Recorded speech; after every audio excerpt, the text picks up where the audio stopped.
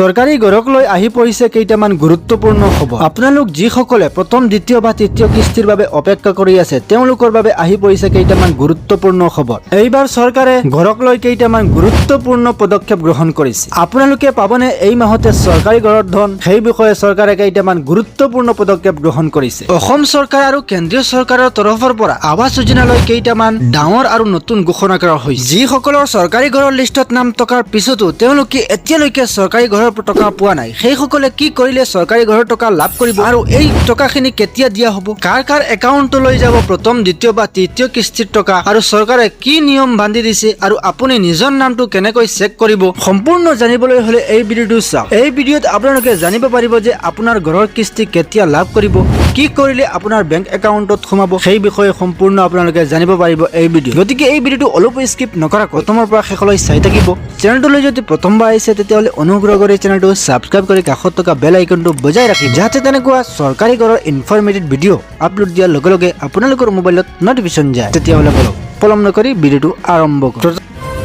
প্ৰথমতে আহোঁ আটাইতকৈ ডাঙৰ খবৰটো লৈ। আপোনালোকে চাগে জানেই যে চৰকাৰে 2024 চনৰ পৰা পৰৱৰ্তী 5 বছৰৰ বাবে সমগ্ৰ দেশত অতিৰিক্ত 2 কোটি নতুন পকী ঘৰ নিৰ্মাণৰ লক্ষ্য কৰি লৈছে। ইয়াৰ ভিতৰত আমাৰ অসমৰ বাবে এক বৃহৎ সংখ্যক ঘৰ ধাৰ্য ধৰা হৈছে। যিসকল দৰিদ্ৰ পৰিয়াল এতিয়াও কেঁচা ঘৰত বাস কৰি আছে বা যাৰ নাম পূৰ্বৰ তালিকাত অহা নাই, তেওঁলোকৰ বাবে এইবাৰ এক সোণালী সুযোগ আহি পৰিছে। চৰকাৰী সূত্ৰৰ মতে ইতিমধ্যে জিলাই জিলাই নতুন হিতাধিকাৰীৰ নাম প্ৰস্তুত কৰাৰ কাম আৰম্ভ হৈছে আৰু ফিজিকেলি ভেৰিফিকেশ্যনৰ কাম চলি আছে। যদি আপোনাৰ ঘৰ 2025 চনত জিঅ'টেগ কৰা হৈছে তেতিয়াহ'লে নিশ্চিত থাকক যে এইবাৰ আপুনি চৰকাৰী ঘৰ এখন লাভ কৰিব আৰু এই নতুন লিষ্টখন ইতিমধ্যে প্ৰস্তুত কৰা কাম আৰম্ভ হৈছে আৰু ভেৰিফিকেশ্যনৰ কাম আৰম্ভ হৈছে। আপোনাৰ যদি এই নতুন লিষ্টত নাম আহিছে তেতিয়াহ'লে আপুনি এই নিয়ম কেইটা মানিব লাগিব। যদি এই নিয়মৰ ভিতৰত থাকে তেতিয়াহ'লে আপুনি এই লিষ্টৰ নতুন লিষ্টৰ চৰকাৰী ঘৰখন পাব আৰু যদি এই নিয়মৰ ভিতৰত নাথাকে তেতিয়াহ'লে আপোনাৰ চৰকাৰী ঘৰৰ লিষ্টৰ পৰা নাম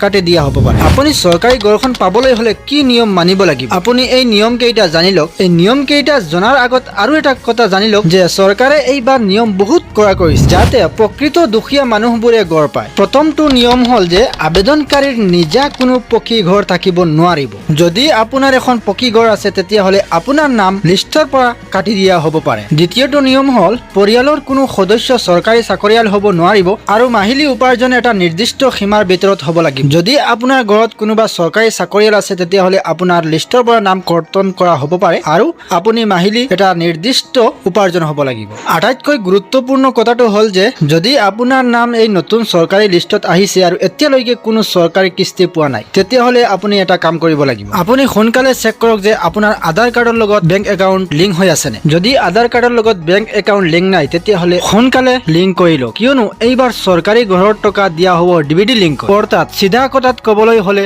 এইবাৰ দিয়া হ'ব আধাৰ কাৰ্ড। আধাৰ কাৰ্ডৰ লগত যোনটো একাউণ্ট লিংক হৈ থাকিব সেই একাউণ্টত গৈ পইচাটো সোমাব। সেইকাৰণে আপোনালোকে সোনকালে আধাৰ কাৰ্ডৰ লগত বেংক একাউণ্ট লিংক কৰি লওক। আপুনি যদি এতিয়ালৈকে জানিব পৰা নাই যে এই নতুন লিষ্টত আপোনাৰ নাম আছেনে তেতিয়াহ'লে আপুনি নিজেই নিজৰ মোবাইল ফোনেৰে চেক কৰিব পাৰিব যে এই নতুন লিষ্টত আপোনাৰ নাম আহিছেনে অহা নাই। সম্পূৰ্ণ আপোনালোকে নিজৰ মোবাইল ফোনেৰে জানিব পাৰিব। এতিয়া আপোনালোকক জনাই দিওঁ যে কেনেকে এই নতুন লিষ্টখন আপোনালোকে কেনেকে চাব নিজৰ মোবাইল ফোনতে। আপুনি এই নতুন লিষ্টখন চাবলৈ হ'লে প্ৰথমতে আপোনাৰ মোবাইলৰ ক্ৰম ব্ৰাউজাৰটো অপেন কৰিব।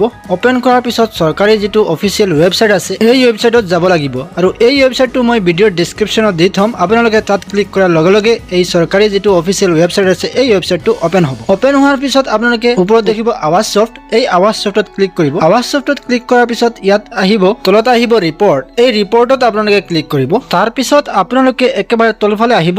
তলফালে অহাৰ পিছত দেখিব বেনিফিচিয়াৰী ডিটেইলছ ফৰ ভেৰিফিকেশ্যন, এই বেনিফিচিয়াৰী ডিটেইলছ ফৰ ভেৰিফিকেশ্যনত ক্লিক কৰিব। ক্লিক কৰাৰ পিছত আপোনাৰ সন্মুখত আৰু এখন পেজ ওলাব। এই পেজত আপোনাৰ ষ্টেট ব্লক সম্পূৰ্ণ আপোনালোকে চিলেক্ট কৰিব। চিলেক্ট কৰাৰ পিছত তলত দেখিব এটা কেপচা, এই কেপচাৰটো আপোনালোকে ফিল কৰিব। কেপচাৰটো ফিল কৰাৰ পিছত ছাবমিট দেখিব তলত। ছাবমিটত মৰাৰ লগে লগে এই নতুন লিষ্টখন আহিব। আপোনালোকে যদি এই লিষ্টখন PDF ফৰ্মেটত ডাউনলোড কৰিব বিচাৰিছে তেতিয়াহ'লে আপোনালোকে ওপৰত যিটো দেখিছে ডাউনলোড এই ডাউনলোডত মাৰি PDF ফৰ্মেটত ডাউনলোড কৰি ল'ব। বন্ধুসকল এটা কথা সদায় মনত ৰাখিব, চৰকাৰী ঘৰৰ বাবদ যদি কোনোবাই পইচা খোজে তেতিয়াহ'লে আপোনালোকে 1 টকাও নিদিব। এই চৰকাৰী প্ৰক্ৰিয়াটো একেবাৰে বিনামূলীয়া। যদি কোনোবাই ঘুষ খোজে আপুনি আপোনাৰ ব্লগৰ অফিচ বা পঞ্চায়তত গৈ অভিযোগ কৰিব। আজিৰ এই গুৰুত্বপূৰ্ণ ইনফৰমেশ্যনটো আপোনাৰ কেনে লাগিছে? যদি ভাল লাগিছে তেতিয়াহ'লে এটা লাইক কৰিব আৰু শ্বেয়াৰ কৰিবলৈ নাপাহৰিব। এনেকুৱা নতুন নতুন খবৰ সদায় পাই থাকিবলৈ আমাৰ চেনেলটো ছাবস্ক্ৰাইব কৰিবলৈ নাপাহৰিব। আজিৰ ভিডিঅ'টো ইমানেই আছিল। ভিডিঅ'টো প্ৰথমৰ পৰা শেষলৈ চোৱাৰ বাবে ধন্যবাদ।